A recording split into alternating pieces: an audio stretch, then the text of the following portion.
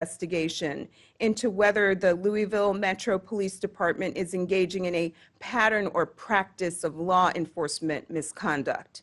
We're looking at whether the LMPD uses excessive force, improper searches, or racially discriminatory policing.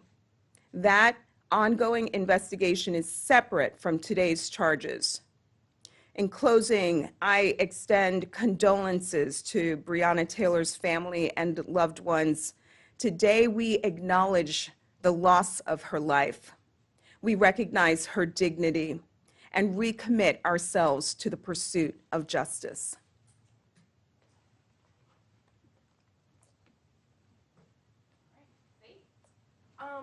Two questions, really just two.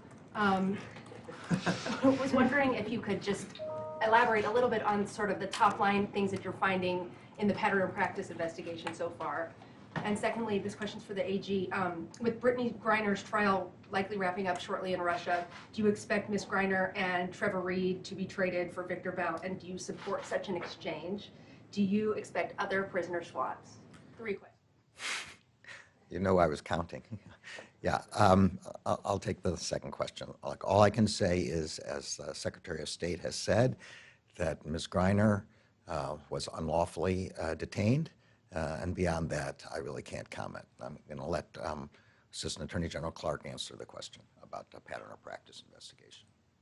Our pattern or practice investigation into the police department is ongoing. Our team has been on the ground conducting interviews with stakeholders, members of the police department, engaging in ride-alongs, reviewing documents and data. We will share more once that investigation has concluded. Yes, thank you. The only officer in Louisville who has faced charges locally was acquitted, and that's Brett Hankinson. Did the Justice Department feel compelled to step in part because you believe justice was not served on the local level? And do you believe the fact that prosecutors did not charge any of the officers except Hankinson, and he was cleared of those charges, will make your case more difficult? The Justice Department brings charges, including charges where they've been brought before, when we believe substantial federal interests have not been vindicated and need to be vindicated.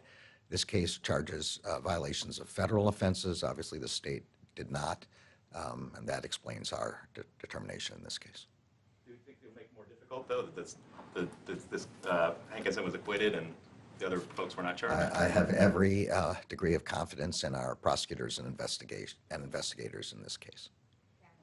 Catherine here, CBS News. Attorney General, was there a piece of evidence or a witness that really drove the department's decision to fast-track the Breonna Taylor case? Well, this investigation has been going on urgently. It's run by career prosecutors and investigators.